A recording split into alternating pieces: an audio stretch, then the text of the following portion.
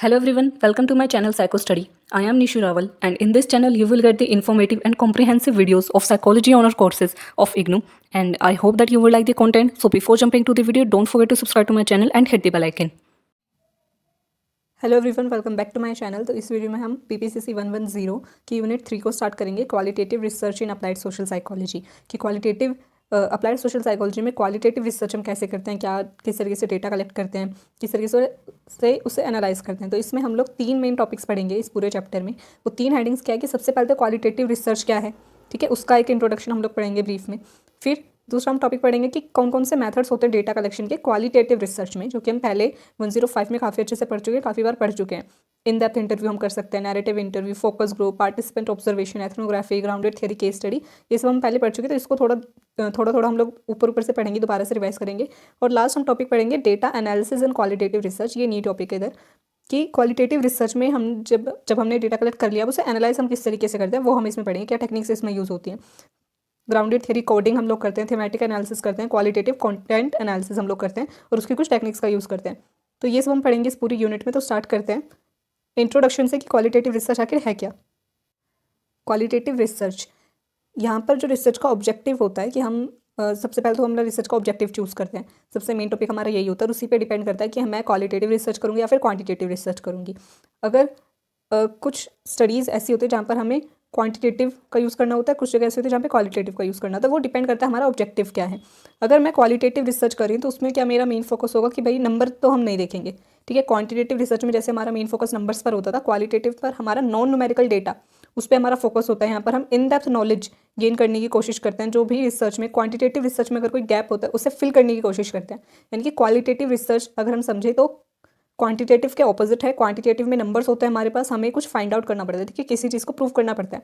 लेकिन क्वालिटेटिव क्या है कि जहाँ पर हम नंबर्स का यूज़ नहीं कर सकते डेटा में, ठीक है, हमारे पास नंबर्स नहीं हो सकते, हम किसी के इमोशंस को हम लोग नंबर्स में नहीं लिख सकते हैं। तो वहाँ पर हम क्या करेंगे, क्वालिटेटिव रिसर्च का यूज़ करते हैं कि हम कुछ नॉलेज में गैप को फिल कर सकें, इन डेप्थ नॉलेज गेन कर सकें।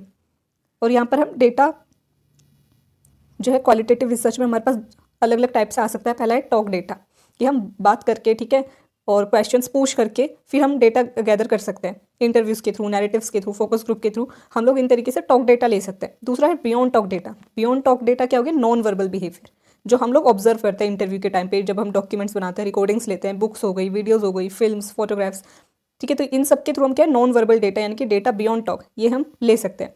तो क्वालिटेटिव रिसर्च में डेटा किस टाइप का होता है, एक तो टॉक डेटा हो गया और एक beyond talk data.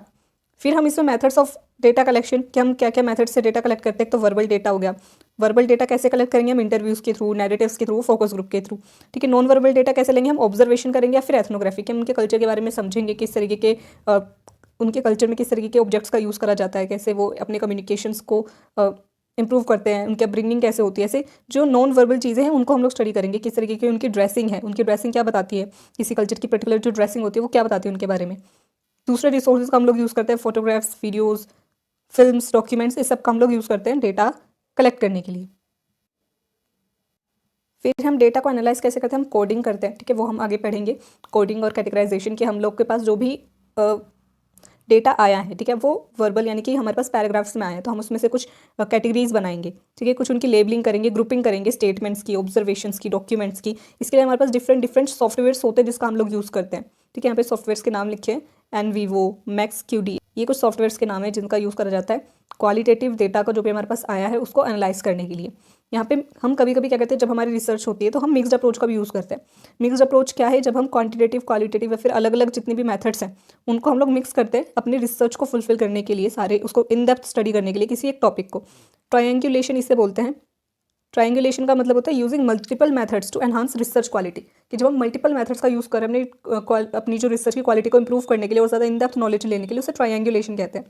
Data triangulation का मतलब है यूजिंग वेरियस डेटा सोर्सेज, कि मैं अलग अलग जगह से, ठीक है, अलग अलग टाइम पर अलग अलग मेथड्स के थ्रू डेटा ले रही हूँ, वो डेटा ट्रायंगुलेशन हो गया। इन्वेस्टिगेटर ट्रायंगुलेशन का क्या मतलब हो गया, कि अलग अलग लोगों से डेटा ले रही हूँ, कि मैं सिर्फ खुद एक रिसर्चर हूँ तो सिर्फ मैं ही जो है इंटरव्यूज़ नहीं ले रही हूँ, दूसरे रिसर्चर्स को भी मैंने बुलाया और उनके थ्रू भी मैं इंटरव्यूज़ ले रही हूँ उसी सेम पर्सन का, या फिर टेस्ट को एनालाइज कर रही हूँ। तो अलग अलग रिसर्चर जब करेंगे तो क्या होगा, वहाँ पे बायसनेस रिड्यूस होगी, तो इन्वेस्टिगेटिव ट्रायंगुलेशन हो सकता है। थियरी ट्रायंगुलेशन कि मैं एक ही पर्सपेक्टिव से नहीं काम कर रही हूँ कि मैं सिर्फ ह्यूमनिस्टिक या फिर गेस्टॉल्ट साइकोलॉजी सिर्फ इसी पर्सपेक्टिव से चल रही हूँ, मैं बिहेवियरिज्म का भी यूज़ कर सकती हूँ, मैं फ्रॉइड की साइकोलॉजी का भी यूज़ कर सकती हूँ। मैं अलग अलग जो पर्सपेक्टिव हैं उनके थ्रू मैं डेटा को समझ सकती हूँ, उसको अप्रोच कर सकती हूँ।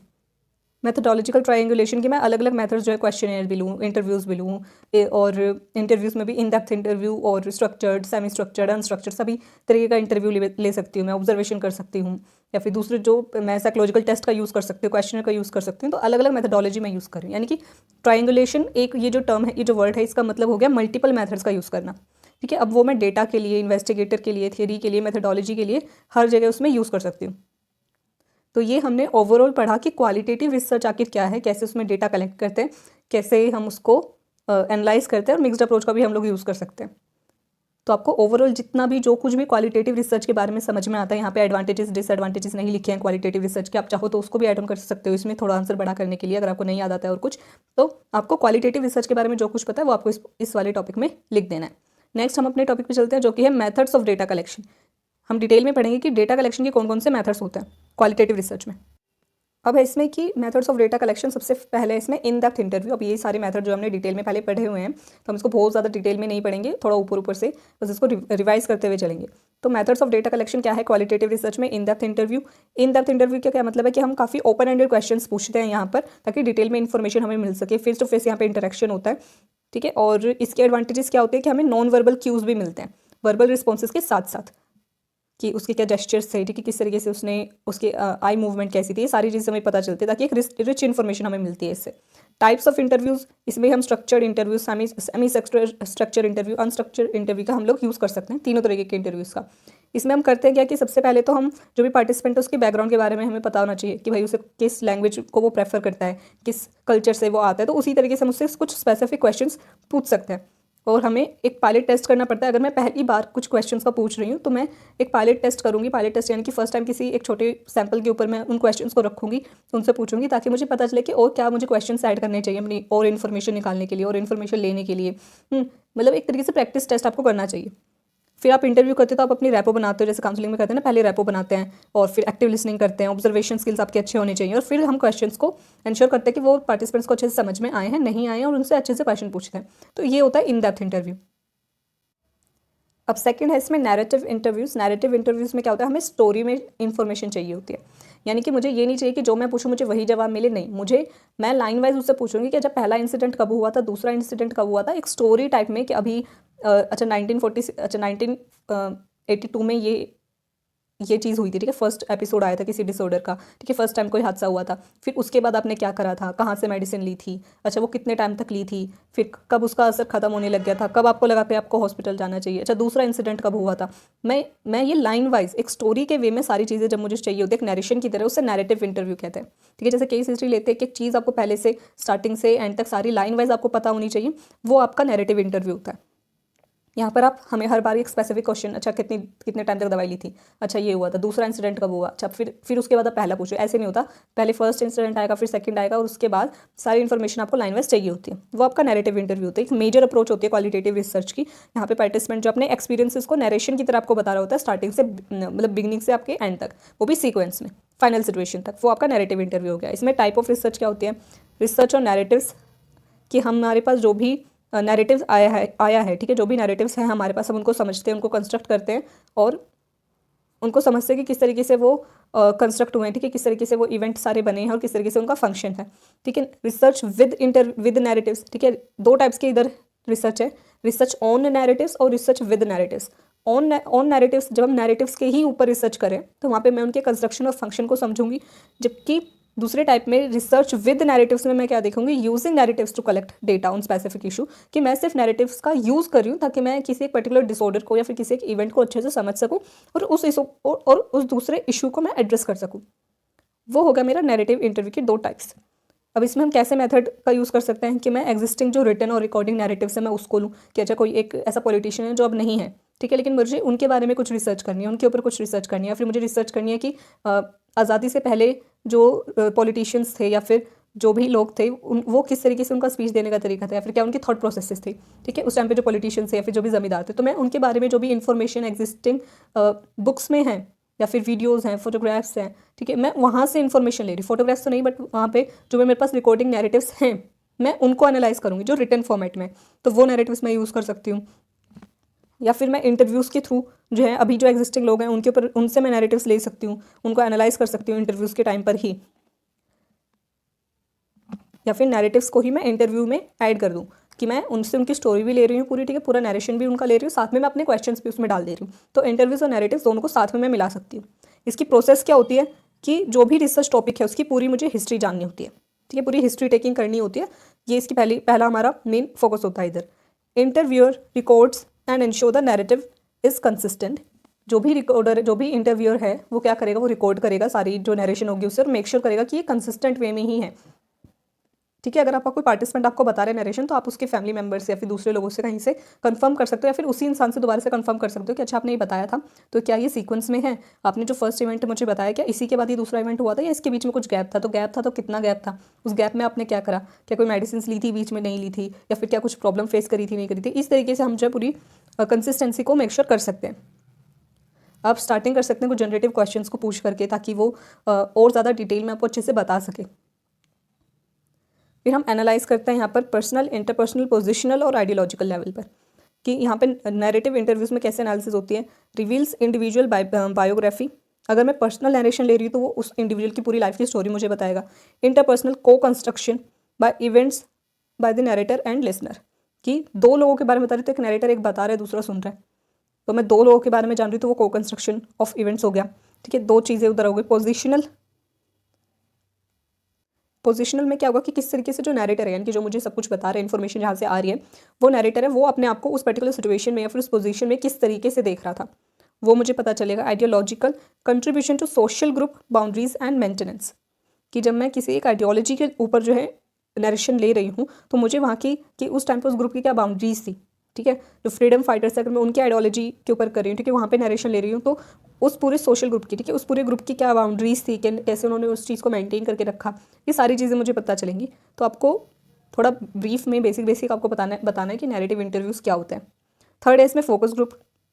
अब फोकस ग्रुप क्या है कि अगर मुझे कोई भी रिसर्च करनी है, ठीक है, कोई भी चीज़ के बारे में जानना है क्वालिटेटिव रिसर्च में, तो मैं क्या करूँगी, कुछ पार्टिसिपेंट्स को लूँगी, ठीक है, जिसको जो कि उस पर्टिकुलर टॉपिक से, रिसर्च टॉपिक से रिलेट करते हैं। दो टाइप के ग्रुप होते हैं, वो भी हम इसमें पढ़ेंगे, और उनसे मैं इन डेप्थ नॉलेज ले रही हूँ, ठीक है। उनका डिस्कशन जो भी हो रहा है उनसे स्ट्रक्चर्ड, अनस्ट्रक्चर्ड, सेमी स्ट्रक्चर, कोई भी क्वेश्चंस मैं स्पेसिफिक पूछूंगी, डिस्कस करेंगे उसके ऊपर, फिर जाकर के कोई एक जो है रिसर्च मेरी बन करके आएगी, कोई कंक्लूजन निकल करके आएगा, उसे फोकस ग्रुप कह रहे हैं, जहाँ पर हम कुछ स्पेसिफिक लोगों को हम लेते हैं।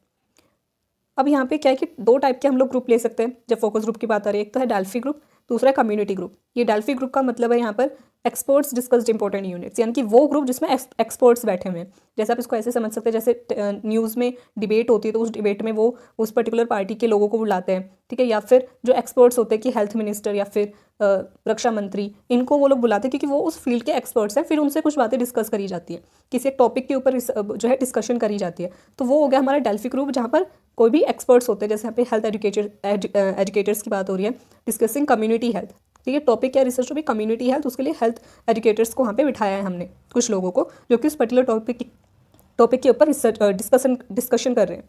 तो वो मेरा डेल्फी ग्रुप हो गया, वो फोकस ग्रुप हो गया। कम्युनिटी ग्रुप में क्या होता है कि अगर मैं रिसर्च कर रही हूँ ये देखने के लिए कि स्कूल्स में जो स्टूडेंट्स होते हैं उनका मन क्यों नहीं लगता है पढ़ाई में, ठीक है, तो वहाँ पे क्या होगा कि मैं रिसर्चर्स को भी बुला सकती हूँ, ठीक है, हेल्थ एजुकेटर्स को, या फिर जो भी रक्षा मंत्री हैं, या फिर जो भी लोग एजुकेशन से रिलेटेड है उनको भी मैं बुला सकती हूँ। तो वो मेरा डेल्फी ग्रुप हो जाएगा। कम्युनिटी ग्रुप को बनाने के लिए मैं क्या करूँगी, स्कूल्स के स्टूडेंट्स को ही मैं लूँगी, उनसे ये जानने के लिए कि भाई क्यों मन नहीं लगता है पढ़ाई में, या फिर क्यों हमारे मार्क्स कम आते हैं, ये चीज़ को डिस्कस करने के लिए, इसके डिस्कशन के लिए मैं बुला सकती हूँ। या फिर स्कूल में अगर कोई नई पॉलिसी लागू हो रही है तो उसको किस तरीके से हम लगा सकते हैं, ठीक है, कैसे उसे अप्लाई कर सकते हैं, उसका एप्लीकेशन कैसे हो सकता है, फिर क्या उसमें मॉडिफिकेशन की ज़रूरत है। तो वहाँ पर भी स्कूल के स्टूडेंट्स को ही हम हर क्लास से, हर ग्रेड से मैंने 2-2 स्टूडेंट्स लिए हैं, उनका एक छोटा ग्रुप बना दिया है। अब वहाँ पर वो डिस्कशन हो रही है कि अच्छा ये स्कूल ने कोई नई पॉलिसी लागू करी है तो इससे क्या फ़ायदे हो रहे हैं, फिर इसके क्या नुकसान हो रहे हैं। तो वहाँ पे जब वो डिस्कशन कर रहे हैं वो मेरा कम्युनिटी ग्रुप हो गया। तो ये होता है फोकस ग्रुप। अब यहाँ पे ग्रुप का साइज़ भी बता रखा है कि जो आइडियल साइज़ है वो है 12, कि जो आइडियल साइज़ है फोकस ग्रुप का वो 12 है, कि 12 पार्टिसिपेंट्स होने चाहिए, एक आइडियल साइज़ उसे माना जाएगा। अगर डेल्फी ग्रुप की बात हो रही है तो वहाँ पे सिर्फ 4 पार्टिसिपेंट्स की ज़रूरत है। अगर कम्युनिटी ग्रुप की बात हो रही है तो 12 होने चाहिए। और ये भी हो सकता है कि जो पार्टिसिपेंट्स हैं वो एक दूसरे को जानते हो और ना भी जानते हो, तो वो भी चीज़ हो सकती है। इसके एडवांटेजेस क्या है कि आपको बहुत ही इन डेप्थ जो है इन्फॉर्मेशन मिल सकते हैं, इंसाइट मिल सकते हैं, वो भी डिफरेंट पर्सपेक्टिव से, कि अलग अलग लोग एक ही टॉपिक को लेकर के अलग अलग बातें अपना पर्सपेक्टिव रख रहे हैं। वो आप ये इसके एडवांटेजेस हो सकते हैं। डिसएडवांटेजेस कि भाई हो सकता है कि पार्टिसिपेंट्स को इक्वली ट्रीट ना करा जाए, किसी को ज़्यादा मौका मिले बोलने का, किसी को नहीं मिले, किसी को ज़्यादा इंपॉर्टेंस मिले, किसी को ना मिले, ये चीज़ हो सकती है। और काफ़ी चैलेंजिंग भी हो सकता है कि सबको इक्वली पार्टिसिपेट सब लोग कर सकें। कॉन्फिडेंशियलिटी जो है इतनी मेंटेन नहीं कर पाते इसमें, ठीक है। सोशल डिज़ायरेबिलिटी इसमें आ जाती है, जो कि आउटकम्स को अफेक्ट कर सकते हैं कि भाई अच्छा मैं यहाँ पे बता रहा हूँ कुछ, तो मुझे ऐसे बताना चाहिए कि सारे लोग मेरी बात सुने, ठीक है। वो अटेंशन चाहिए, वो सोशल डिज़ायरेबिलिटी कि मुझे सब लोग अच्छा समझे, उस वजह से भी प्रॉब्लम इधर आ सकती है।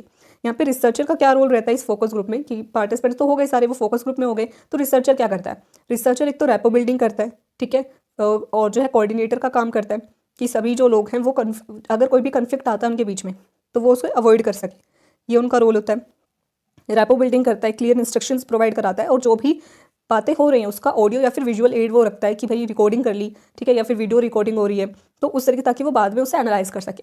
तो ये होता है फोकस ग्रुप, जिसके थ्रू हम डेटा को कलेक्ट कर सकते हैं क्वालिटेटिव रिसर्च में।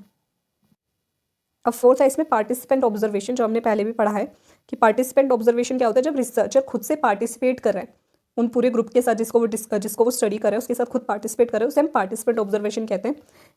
और ये हमने काफ़ी डिटेल में 103 में भी पढ़ा है और 105 में भी पढ़ा है, तो इसको भी इतना ज़्यादा डिस्कस नहीं करेंगे। आप मुझे कमेंट सेक्शन में बता सकते हैं कि आप क्या समझते हैं पार्टिसिपेंट ऑब्जर्वेशन से।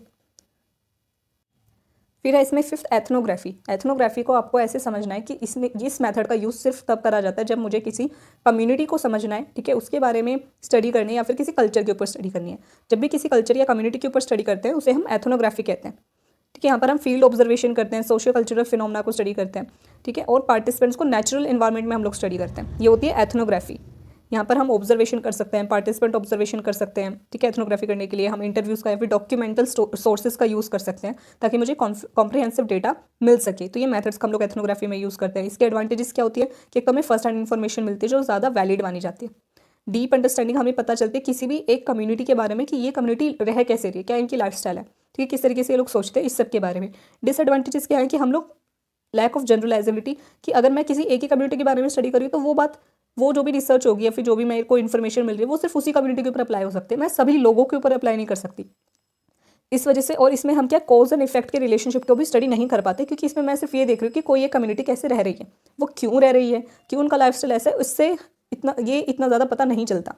एथिकल इशू भी इधर अराइज हो सकता है क्योंकि यहाँ पर ज़्यादातर डिसेप्शन का यूज़ करा जाता है। अगर कहीं लोगों को पता है कि भाई कोई आपको स्टडी कर रहा है, ठीक है, कोई आपके बारे में जो है कोई रिसर्च कर रहा है या फिर आपके बारे में आपके इन्फॉर्मेशन को नोट डाउन कर रहा है, तो वहाँ पर जो है सोशल डिज़ायरेबिलिटी आ जाती है या फिर बायसनेस आ जाती है, फिर वो थोड़े कॉन्शियस हो जाते हैं, तो आपको इतनी अच्छी इन्फॉर्मेशन, ऑफिशियल जो ओरिजिनल इन्फॉर्मेशन है वो आपको नहीं मिल पाती। तो वहाँ पर डिसेप्शन का यूज़ करा जाता है कि जो भी रिसर्चर है वो छुप छुपा के, ठीक है, अपनी आइडेंटिटी बिना बताए वहाँ पर रिसर्च कर रहा है। तो एथिकल इशूज़ इधर आ सकते हैं, बहुत ज़्यादा टाइम कंज्यूमिंग और बहुत ज़्यादा कॉम्प्लेक्स ये रिसर्च होती है, रैपो बिल्डिंग जो है मुश्किल हो जाती है इधर करनी।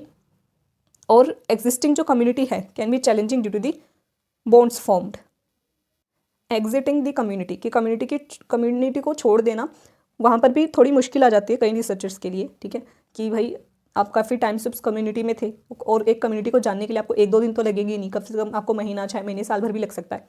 तो वहाँ पर जो बॉन्ड आपका बना है उस कम्युनिटी के साथ वो भी काफ़ी ज़्यादा इंटरफेयर भी कर सकता है आपकी रिसर्च में, या फिर आपका जो बॉन्ड है उसकी वजह से उस कम्युनिटी को छोड़ना भी मुश्किल हो जाता है। तो ये कुछ एडवांटेजेस डिसएडवांटेजेस यहाँ पे बताई गई हैं एथनोग्राफी की।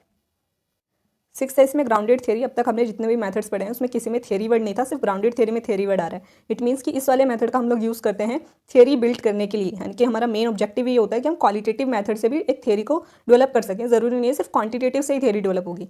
तो ये जो मेथड था ये दिया था हमें क्लेसर और स्टार्स ने 1967 में, और इसमें हमारा मेन फोकस होता है कि हम लोग एम्पेरिकल इन्वेस्टिगेशन करें ताकि एक थियरी बिल्ड हो सके। मेन फोकस इसमें यही रहता है। ये कंटिन्यूस साइकिल होती है, यानी कि जब हम ग्राउंडेड थियरी का यूज़ करें तो मैं ये नहीं करूँगी कि अच्छा अभी मैंने डेटा कलेक्ट करके रख लिया, बाद में बैठ करके एनालिसिस करूँगी।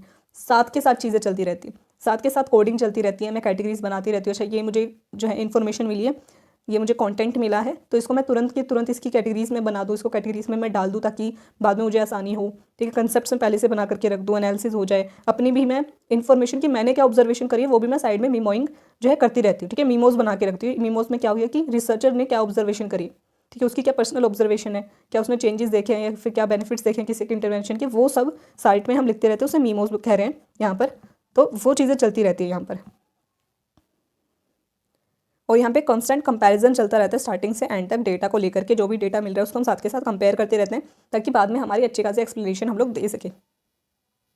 इसकी प्रोसेस क्या होती है कि पहले हम डेटा कलेक्ट करते हैं, ठीक है। डेटा कलेक्ट करते करते ताकि हमारी थियरी बन सके, हमारा मेन मोटिव होता है। हम कोडिंग करते हैं कि हम लेबल्स फाइंड आउट करते हैं, इनकी कैटेगरीज फाइंड आउट करते हैं। फिर हम एनालिसिस करते हैं साथ के साथ ही कि सिस्टमेटिकली हमारे पास जो भी डेटा है उसको एनालिसिस हम करते रहेंगे और फाइंडिंग्स को लिखते रहेंगे साथ के साथ। और डिज़ाइंस और कैटेगराइजेशन हम लोग करते रहते हैं इसमें हमारे डेटा के बेसिस पर। और जब ये पूरा काम हमारा हो जाता है तो इससे हमारी क्या बनती है, हमारी एक थियरी डेवलप हो जाती है। तो ये होती है ग्राउंडेड थियरी। लास्ट है इसमें केस स्टडी। अब लास्ट है इसमें केस स्टडी। केस स्टडी में क्या होता है कि यहाँ पर हम इन डेप्थ रिसर्च करते हैं। किसी एक पर्टिकुलर इंडिविजुअल को भी हम ले सकते हैं, किसी एक छोटे ग्रुप को भी ले सकते हैं, किसी एक इवेंट को या किसी एक इंस्टीट्यूशन को भी हम उठा सकते हैं, ले सकते हैं, जिसके ऊपर हम रिसर्च करेंगे। यानी कि अब तक जितने भी रिसर्चेस पढ़ी उसमें हम कभी भी किसी एक इंडिविजुअल को नहीं लेते थे, कुछ ग्रुप को लेते थे ताकि हम उसे जनरलाइज कर सकें। बट यहाँ पे क्या है केस स्टडी में कि हम लोग किसी एक इंडिविजुअल को, यानी कि जो सैंपल होगा ना वो बहुत ज़्यादा छोटा होगा हमारा, ठीक है, 4-5 लोगों का या फिर किसी एक जने का या फिर किसी एक ही कंपनी को हम रिसर्च कर रहे हैं डिटेल में। तो यहाँ पे क्या होगा कि पार्टिसिपेंट्स काफ़ी कम हो गए, इस वजह से हम उन्हें इन डेप्थ स्टडी कर सकते हैं ताकि, और ये हमें क्या काफ़ी डिटेल में इन्फॉर्मेशन हमें मिल जाते हैं यहाँ पर। अगर मैं किसी एक ही ग्रुप को ले रही हूँ तो उस ग्रुप को मैं ज़्यादा डिटेल में भी मैं स्टडी कर पाऊँगी ताकि मुझे उनके भी अलग अलग पर्सपेक्टिव्स मिल सके। इसको हम कब यूज़ करते हैं, जब हमें किसी एक इंडिविजुअल को स्टडी करना है, ऑर्गेनाइजेशंस को स्टडी करना है, ठीक है, इवेंट्स को, ऐसी जब हमें स्टडी करनी होती है इन डेप्थ स्टडी, वहाँ पर हम केस स्टडी का यूज़ कर सकते हैं ताकि मैं अलग अलग डेटा, अलग अलग मेथड से डेटा कलेक्ट कर सकूँ। अगर मेरे पास 1000 लोग हैं तो मैं सबका इन डेप्थ इंटरव्यू नहीं ले पाऊँगी, ठीक है। सबसे ओपन एंडेड क्वेश्चंस लेना मेरे लिए बहुत मुश्किल हो जाएगा। लेकिन अगर मेरे पास 4 ही लोग हैं तो मैं उनसे क्वेश्चनर भी फिल करवा सकती हूँ, ओपन एंडेड क्वेश्चन भी पूछ सकती हूँ, स्ट्रक्चर्ड इंटरव्यू, सेमी स्ट्रक्चर्ड, ठीक है, अनस्ट्रक्चर्ड, सब कुछ ले सकती हूँ, प्रोजेक्टिव टेक्निक्स का यूज़ कर सकती हूँ, सब कुछ कर सकती हूँ। तो वहाँ पे इन डेप्थ मुझे नॉलेज मिल जाएगी, इन्फॉर्मेशन मुझे मिल जाएगी, इनसाइट मिलेगी।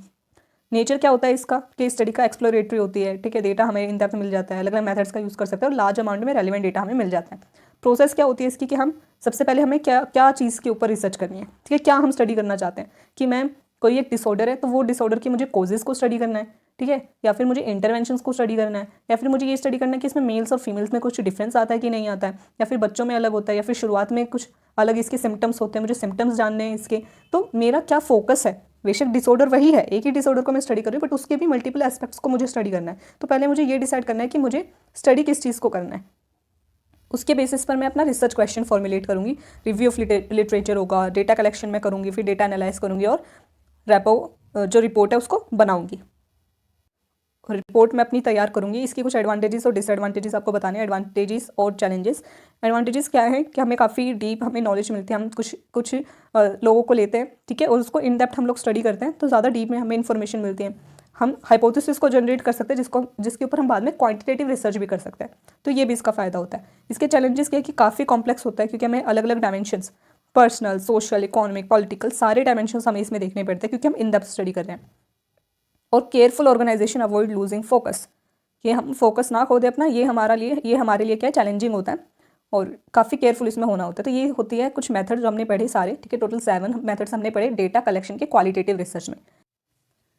थर्ड और लास्ट हेडिंग है इसमें हमारी इस यूनिट की, वो है data analysis and qualitative research, कि क्वालिटेटिव रिसर्च में डेटा को किस तरीके से एनालाइज करा जाता है, किसी इवेंट को, फिनोमेना को कैसे एनालाइज करा जाता है, ये हम स्पेशल किस तरीके से एनालाइज करा जाता है। और इसमें हमारे पास टोटल मेन 3 हेडिंग्स हैं। फर्स्ट है इसमें 3 वेज हैं जिनके थ्रू हम डेटा को एनालाइज करते हैं। पहला इसमें grounded theory coding. Grounded theory coding यानी कि इसको हम यूज़ करते हैं सिर्फ और सिर्फ ग्राउंडेड थियरी की एनालिसिस करने के लिए, थियरी बनाने के लिए। इसमें हम लोग क्या करते हैं, मेमोइंग करते हैं, ठीक है, मेमोइंग करते हैं, मीमो राइटिंग इसमें लिखते हैं। यहाँ पर हम लोग जो रिसर्चर होते हैं वो लोग मीमोज बनाते हैं, यानी कि जो भी उन्होंने ऑब्जर्वेशन करी है, ठीक है, जो भी उन्होंने ऑब्जर्व करा है, कंसेप्ट्स बनाए हैं, ठीक है, उनको वो साइड में लिखते रहते हैं, साथ के साथ लिखते रहते हैं थ्रू राइटिंग। उनके एविडेंसेस बनते रहते हैं कि अच्छा ये जो उन्होंने बात लिखी है इसके पीछे क्या एविडेंस है। वो साथ के साथ अपनी ऑब्जर्वेशन लिखते रहते हैं नैरेटिव फॉर्म में कि पहले क्या इंसिडेंट हुआ था, उसके बाद क्या हुआ, फिर क्या हुआ, ऐसे नैरेटिव फॉर्म में वो अपनी एविडेंसेस को लिखते रहते हैं।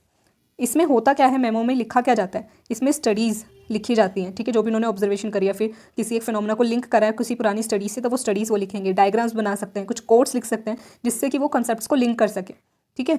यहाँ पे होता क्या है कि focus on discovery and theory development, not just application, कि यहाँ पर हम अप्लाइड सोशल साइकोलॉजी की तो बात करें बट यहाँ पे सिर्फ एप्लीकेशन नहीं होता है। ग्राउंडेड थियरी में हमारा मेन फोकस थियरी डेवलपमेंट में होता है, जो कि बाद में डेटा कलेक्शन और डेटा एनालिसिस के लिए यूज़ करा जा सकता है। Memos are often rewritten to reach abstract levels of theorising, कि हम पहले एक बार मीमो लिख लेते हैं, फिर बाद में उसको दोबारा से भी लिखते हैं ताकि दोबारा से हम उसको और थियराइजिंग वे में एक थ्योरी के लेवल तक हम उसे ले जा सके। पहले हमने नॉर्मल अपनी कि हमने सामने को ऑब्जर्वेशन हमने करी है, ठीक है, हमने कोई थ्योरी बनाने के लिए हमने कोई इवेंट देखा अपने सामने होते हुए, तो हमने अपनी लैंग्वेज में, नॉर्मल लैंग्वेज में उसको एक्सप्लेन कर दिया, उसका डायग्राम बना दिया, फिर कुछ कोट लिख दिया। बट बाद में एक थ्योरी के लेवल पे उसे ले जाने के लिए हम उसकी रीराइटिंग, री रिटन करते हैं। हम फील्ड नोट्स बनाते हैं, इंपॉर्टेंट फॉर मेमोइंग, ठीक है। मीमोज के लिए फील्ड नोट्स बनाना, यानी कि ऑब्जर्वेशनल नोट्स बनाना, मेथोडोलॉजिकल नोट्स बनाना, थेटिकल नोट्स, पर्सनल नोट्स, ऐसे अलग अलग नोट्स बनाना बहुत ज़्यादा ज़रूरी है मीमोज बनाने के लिए।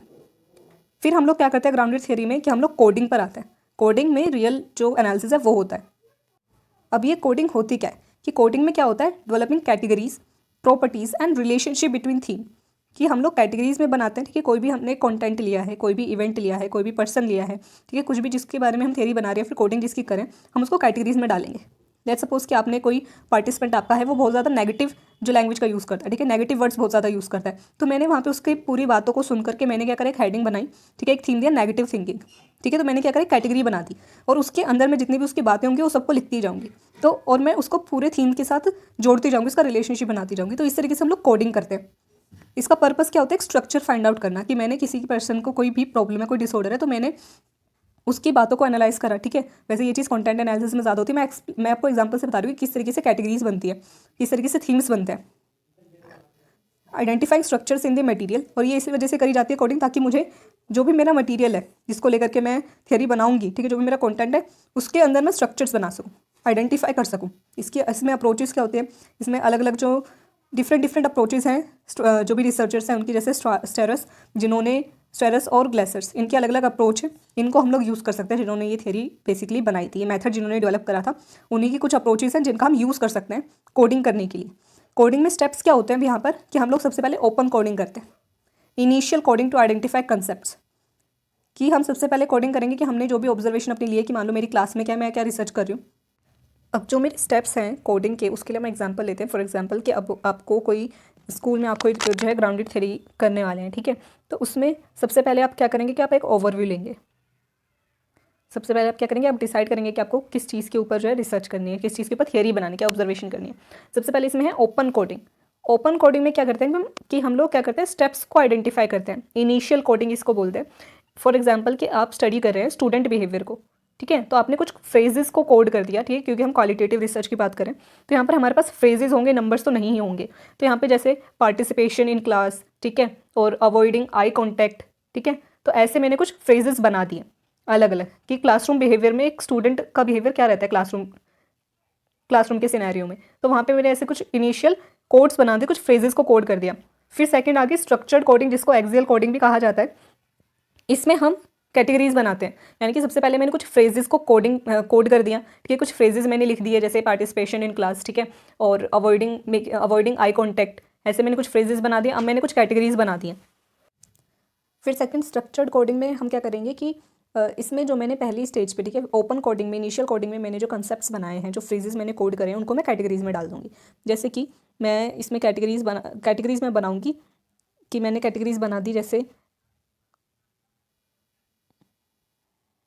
एक्टिव एंगेजमेंट, ठीक है, एक्टिव एंगेजमेंट एक मेरी बड़ी कैटेगरी हो गई। इसके अंदर मैंने participation in class, asking questions, ठीक है, और डाउट क्लियर करने के लिए पूछना, इस तरीके से मैंने सारी जो कोडिंग थी वो एक कैटेगरी के अंदर डाल दी। फर्स्ट स्टेज में मैंने मल्टीपल कोड्स, जितना भी मेरे पास डेटा है रिटर्न में है, ठीक है, वॉइस रिकॉर्डिंग है या फिर वीडियो रिकॉर्डिंग है, जो मैं ऑब्जर्वेशन करी, उसके छोटे छोटे मैंने कोड्स बना दिया, यानी कि एक फ्रेजेस मैंने लिख दिए स्टेटमेंट टाइप में।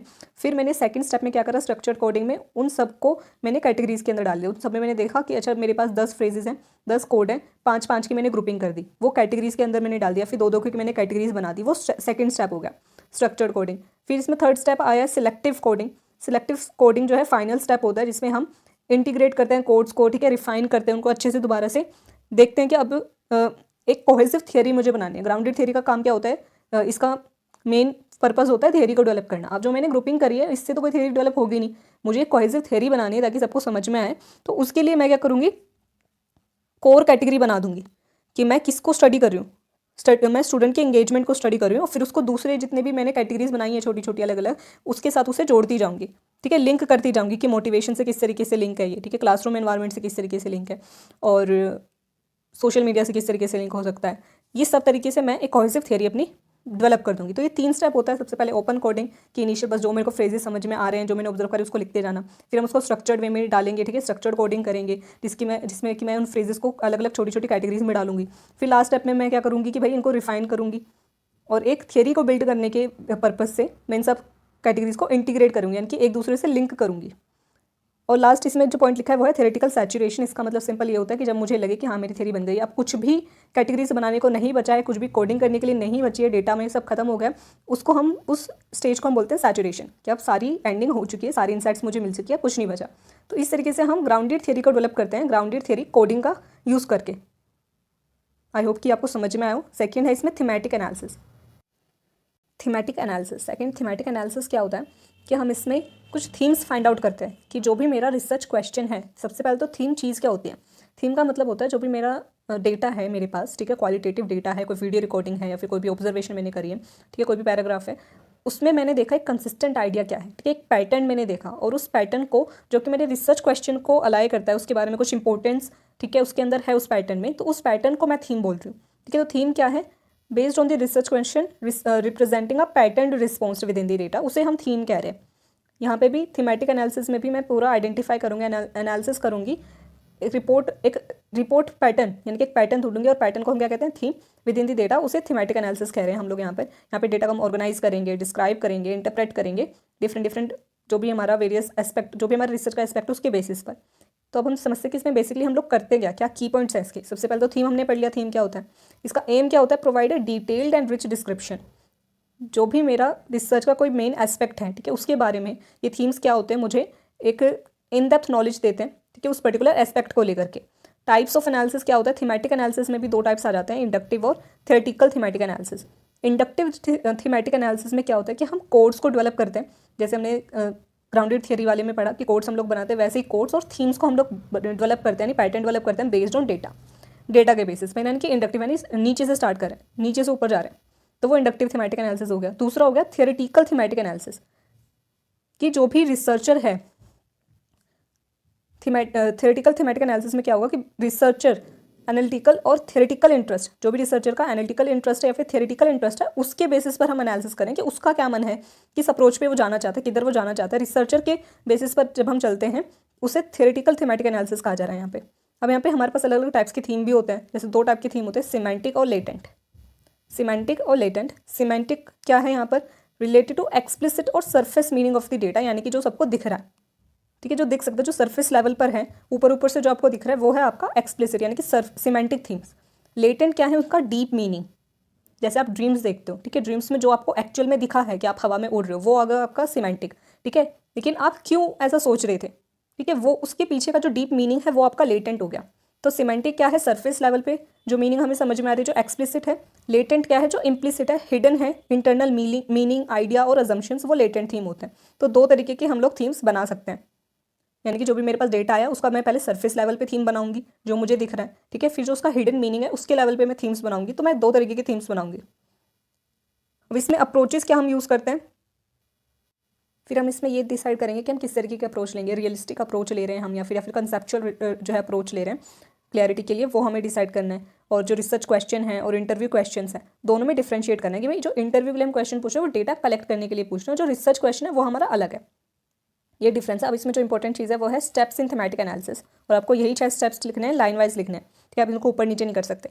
तो स्टेप्स क्या है थीमेटिक एनालिसिस के, सबसे पहले तो आप जो है फेमिलराइज हो गए डेटा से, यानी कि बार बार जो भी आपके पास डेटा है उसको पढ़ोगे, ठीक है, उसको रिवाइज करोगे, उसको बार बार पढ़ोगे, ठीक है, रीड ट्रांसक्रिप्ट्स मल्टीपल टाइम्स, जो भी आपके पास डेटा है उसको बार बार पढ़ना, वो होगा आपका फेमिलराइज विद द डेटा।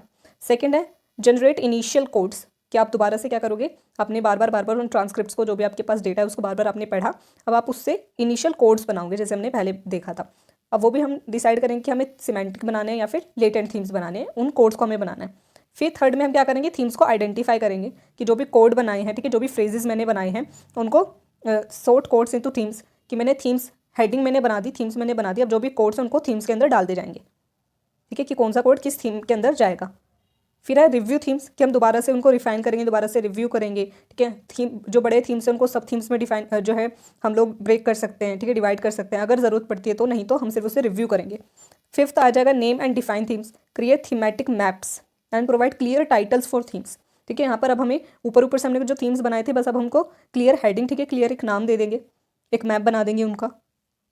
फिर हम 6th स्टेप पर जाएंगे, प्रिपेयर रिपोर्ट, कि अब लास्ट स्टेप आ गया कि हमने सारे थीम्स वगैरह सब कुछ बना लिया, अब उनकी रिपोर्टिंग हम करेंगे, ठीक है, रिपोर्ट अपनी तैयार कर देंगे, फाइनल फाइंडिंग्स हम लोग लिख देंगे। तो ये था थीमेटिक एनालिसिस, जिसमें हम थीम्स डेवलप करते हैं। थीम्स का क्या मतलब, एक स्पेसिफिक पैटर्न हम लोग ढूंढते हैं पूरी हमारे डेटा में, और उस पैटर्न को हम लोग थीम बोल रहे हैं कि अच्छा इस पूरे टाइम पर, ठीक है, इस पूरे जो भी हमारे पास डेटा है उसमें किस टॉपिक के ऊपर बातें हो रहे हैं, ठीक है, किसके बारे में हम लोग बात कर रहे हैं, उसका डीप मीनिंग क्या है, ठीक है, सिमेंटिक और लेटेंट मीनिंग क्या है, सारा कुछ हम लोग देखते हैं और उसको हम लोग थीम बोल रहे हैं, और उसको जब हम एनालिसिस उसकी करते हैं उसे थीमेटिक एनालिसिस कहा जा रहा है। लास्ट इसमें है क्वालिटेटिव कंटेंट एनालिसिस, ठीक है। कंटेंट एनालिसिस में क्या है कि जो भी मेरे पास डेटा है उसका कंटेंट को हम उसके कंटेंट को एनालिसिस करेंगे, उसका एनालिसिस करेंगे। जैसे आपने कोई स्पीच सुनी किसी भी पॉलिटिशियन की, ठीक है, किसी पॉलिटिशियन की आपने स्पीच सुनी और आपने उसमें सुने वर्ड्स पॉवर्टी, ठीक है, जॉब्स और अनएम्प्लॉयमेंट, एम्पावरमेंट, इस तरह के आपने वर्ड सुने, तो इससे आपको समझ में आएगा कि जो ये प्रॉब्लम्स के बारे में बात करें, ठीक है। आपने कैसे पता करा, आपने उसके कंटेंट को कि क्या उन्होंने बोला है उसके ऊपर आपने फोकस करा, किस तरीके से बोला है, ठीक है, किसने बोला है, कहाँ बोला, उससे मतलब नहीं उन्होंने क्या बोला है, जो हमारा कंटेंट है, ठीक है, उसको हमने एनालिसिस उसकी करनी है, उसे हम क्वालिटेटिव कंटेंट एनालिसिस कहते हैं। वो किसी भी फॉर्मेट में हमारा मटेरियल हो सकता है, टेक्सचुअल हो सकता है, ठीक है, हमने इंटरव्यू लिया है, रिस्पॉन्सेज लिए हैं, न्यूज़पेपर में आर्टिकल्स लिए हैं, ज़्यादातर इसमें हम लोग लेते हैं जो भी टेक्सचुअल मटेरियल होता है ज़्यादातर। The main goal is to reduce and systematically describe the material.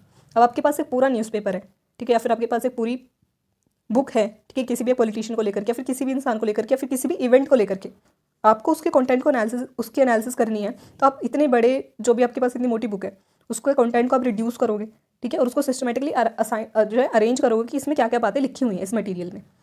इसकी डेफिनेशन क्या है कंटेंट एनालिसिस की, स्कैरियर 2014 में इन्होंने डिफाइन करा था कि ये एक ऐसा मेथड है जिसमें हम सिस्टमैटिक वे में डिस्क्राइब करते हैं क्वालिटेटिव डेटा को। ये काफ़ी ज़्यादा और ये बहुत ज़्यादा फ्लेक्सिबल होता है और डेटा को क्या करता है, रिड्यूस करता है, क्योंकि हम उसकी एक एनालिसिस पूरी बना करके दे देते हैं।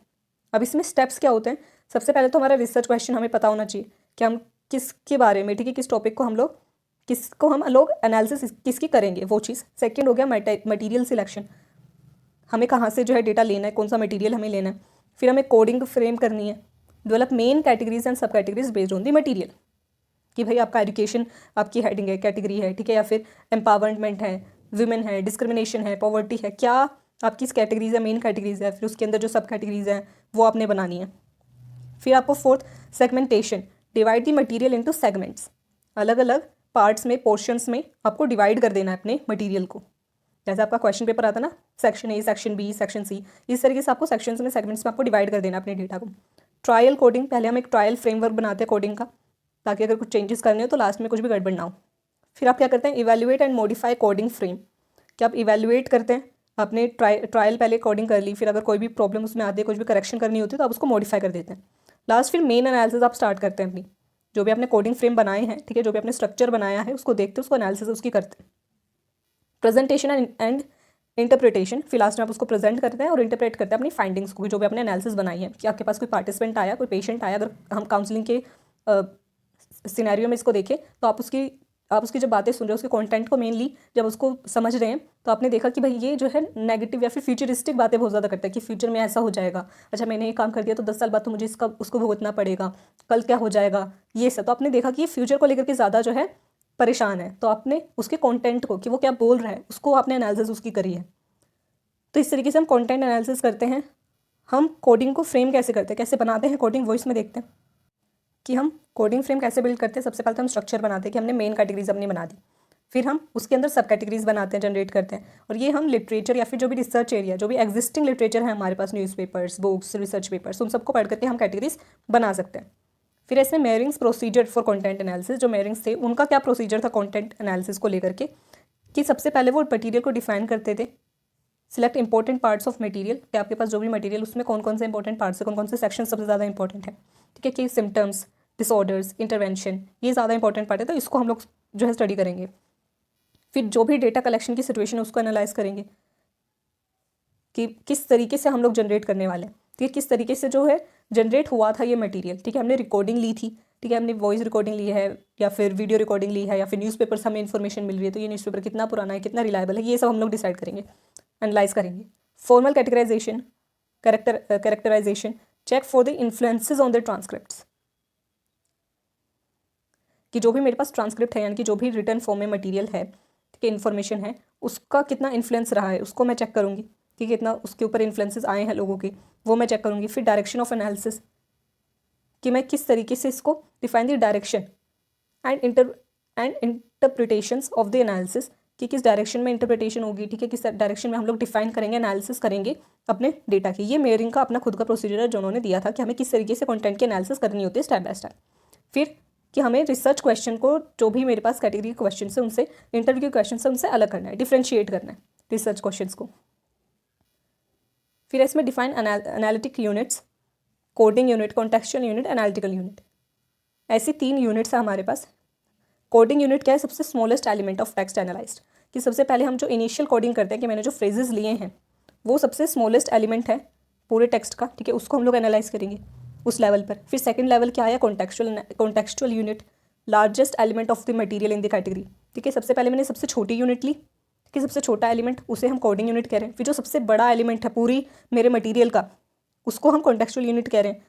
फिर लास्ट है एनालिटिकल यूनिट, पैसेज एनालाइज्ड इन सीक्वेंस, वो पैसेजेस जिनको मैंने सीक्वेंस में एनालाइज कर दिया है उनको मैं एनालिटिकल यूनिट कह रही हूँ। तो ये नाम है, ठीक है, जो भी सबसे स्मॉलेस्ट जो मेरी कोडिंग मैंने करी है, जो टेक्स्ट है उसको मैंने कोडिंग यूनिट का है, जो सबसे बड़ा टेक्स्ट है उसको मैंने टेक्सचुअल यूनिट का, कॉन्टेक्चुअल यूनिट का है, और जो ऑलरेडी पैसेजेस जो है मैंने एनालाइज कर दिए सीक्वेंस में डाले उनको मैं एनालिटिकल यूनिट कह रही हूँ।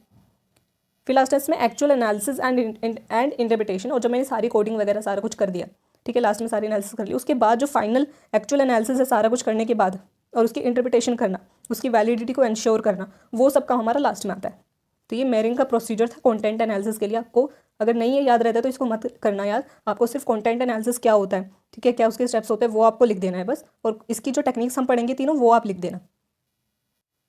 अब इसमें techniques of qualitative content analysis, ये 3 आपको याद रखनी है इसमें कंटेंट एनालिसिस में। सबसे पहले हम समराइजिंग कर सकते हैं, एक तो टेक्निक हम कंटेंट एनालिसिस में। समराइजिंग क्या होता है? जैसे आपका पूरा चैप्टर हो, चैप्टर के एंड में एक समरी लिखी होती है ना, उसी तरीके से जो भी आपके पास कंटेंट है टेक्सचुअल फॉर्मेट में, उसको आप लोग उसकी समरी बनाएंगे, यानी कि एक पैराग्राफ में उसको लिख देंगे, पैराफ्रेजिंग कर देंगे, उसे हम समराइजिंग क्वालिटेटिव कंटेंट एनालिसिस कह रहे हैं। कि सिंप्लीफाई और शॉर्टन मैटर में वे में आप अपने मटीरियल को पैराफ्रेजिंग कर रहे हैं, वो इसमें होता है।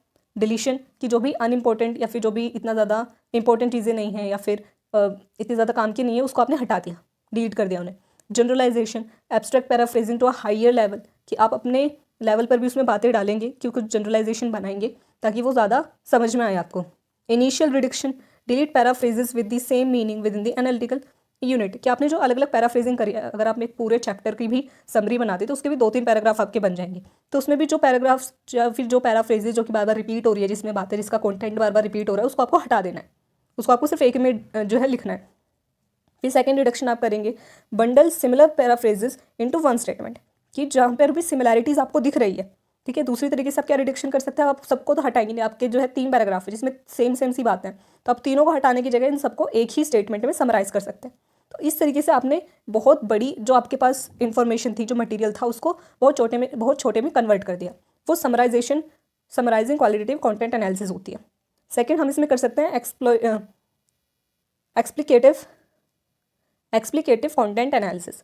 इसमें क्या होता है कि आपको क्लैरिफिकेशन देनी है कि जो भी ऐसे पैराग्राफ्स हैं आपके पास, क्योंकि आप रिटर्न में जब आपके पास इन्फॉर्मेशन है वहाँ पर आप कंटेंट एनालिसिस का यूज़ कर रहे हैं, ठीक है, रिटर्न में जो भी है आपके पास। तो यहाँ पे आप क्या करेंगे, जो भी कॉन्ट्राडिक्टी पैराग्राफ्स हैं आपके पास, वहाँ पे क्या करेंगे, उसको क्लैरिफाई करेंगे, उसको रिजोल्व करेंगे, या फिर जो भी एम्बिगस या जो भी चीज़ें समझ में नहीं आ रही उसको क्लियरली मैनर में लिखेंगे, यानी कि एक्सप्लेन करेंगे एक तरीके से।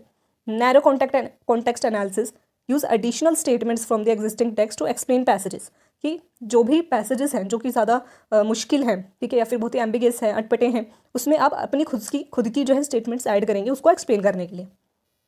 फिर इसमें wide context analysis. Wide context analysis में क्या है?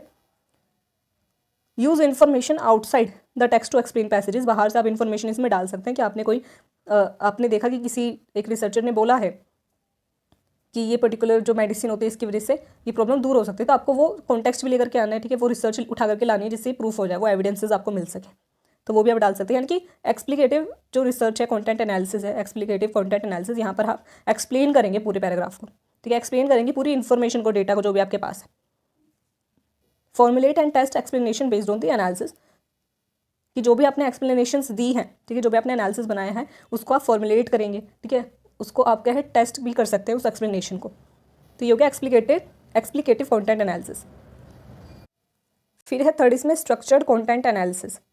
स्ट्रक्चरिंग कंटेंट एनालिसिस में क्या है, जैसे नाम से आपको ये याद रखना है स्ट्रक्चरिंग, इसमें आपको स्ट्रक्चर बनाना है कि जो भी आपके पास मटेरियल उसमें से कुछ स्ट्रक्चर, कुछ टाइप्स आपको जो मिलेंगे वो आपको लिखने हैं, ठीक है, वो आपको बनाने हैं। कैटेगरीज किस क्राइटेरिया पर के बेसिस पर कैटेगरीज बनी है वो आपको बताना है। इन स्टेप्स को अगर हम एग्जांपल से समझें तो पहला है आइडेंटिफाई एनालिसिस मटेरियल, कि हम किसकी एनालिसिस करना चाहते हैं। फॉर एग्जांपल कि मैं सोशल मीडिया पे जो एनवायरमेंटल पोस्ट्स हैं, ठीक है, उसको एनालिसिस उनका करना चाहती हूँ, तो पहले तो मैंने ये आइडेंटिफाई कर लिया। दूसरा डिफाइन स्ट्रक्चरिंग डायमेंशन, कि मैं स्पेसिफाई करूँगी कि मैं पोल्यूशन के ऊपर जो है स्पेसिफाई करूँगी अपने डायमेंशन को, क्लाइमेट चेंज, ठीक है, positive tone, negative tone, warnings, ठीक है, ये मैं डिफाइन करूँगी कि कौन सा मेरा किस डायमेंशन पे मैं जाने वाली हूँ। रिसर्च क्वेश्चन मेरा क्या बनेगा कि टाइप्स ऑफ एनवायरमेंटल इश्यूज़ पे मैं जो है रिसर्च करना चाहती हूँ, या फिर डिफॉरेस्टेशन पे, ठीक है, रिफॉरेस्टेशन पे, इसके ऊपर जो भी मेरा डायमेंशन होगा इस पूरी बड़ी हेडिंग के अंदर वो मैं डिफाइन करूँगी। फिर थर्ड आगे डिफाइन कैटेगरी सिस्टम, कि मैं इसमें डेवलप करूँगी कि अलग अलग कैटेगरीज और सब कैटेगरीज। जो थर्ड मेरा स्टेप आ गया कि मैं पोल्यूशन के ऊपर करना चाहती तो वाटर पोल्यूशन हो गया, ठीक है, एयर पोल्यूशन हो गया, नॉइज़ पोल्यूशन हो गया, या अलग अलग तरीके के पोल्यूशन हो गए, तो इसकी मैंने सब कैटेगरीज बना दी। फिर फोर्थ हो गया screen material and extract fragments. फिर जो भी मैं सोशल मीडिया पे पोस्ट के ऊपर मैं करना चाहती हूँ तो मैं सारी पोस्ट को देखूंगी, गो थ्रू करूँगी, ठीक है, उनको असाइन करूँगी सेगमेंट्स, यानी कि अलग अलग मैंने सेगमेंट्स कैटेगरीज में डाल दिया। कि जैसे बहुत सारी ऐसी पोस्ट्स हैं जो कि हार्मफुल इफेक्ट के बारे में बता रही हैं, ठीक है, हार्मफुल इफेक्ट क्या है प्लास्टिक को यूज़ करने का, उसकी वजह से कितना पोल्यूशन होता है, ठीक है, यानी कि नेगेटिव टोन है उनकी, ठीक है, पोल्यूशन को लेकर के क्या है नेगेटिव टोन है, प्लास्टिक वेस्ट को लेकर के, प्लास्टिक को लेकर के, तो वो मैं चीज़ें अलग अलग मैं हेडिंग्स उनकी बनाऊंगी। फिर लास्ट आगे रिवाइज कैटेगरीज एज नीडेड, जो भी मेरे पास कैटेगरीज मैंने बनाई है उनको रिवाइज करूंगी कि अगर इसमें मुझे कुछ मॉडिफिकेशन करने की ज़रूरत है या फिर नहीं। तो ये पूरा स्ट्रक्चर के ऊपर हो गया, तो ये हो गया स्ट्रक्चर्ड कंटेंट एनालिसिस। और अगर मैंने content analysis, qualitative content analysis में ऐसा बोला है कि वीडियोस और रिकॉर्डिंग्स, तो यहाँ पे मोस्टली कंटेंट एनालिसिस में का हम लोग यूज़ ही तभी करते हैं जब मेरे पास रिटर्न या फिर टेक्सचुअल फॉर्मेट में होता है, ठीक है, मटेरियल। तो अगर मैंने वीडियोस और रिकॉर्डिंग्स बोला तो वो इसमें नहीं आएगा, आप उसको टेक्सटुअल ही समझना।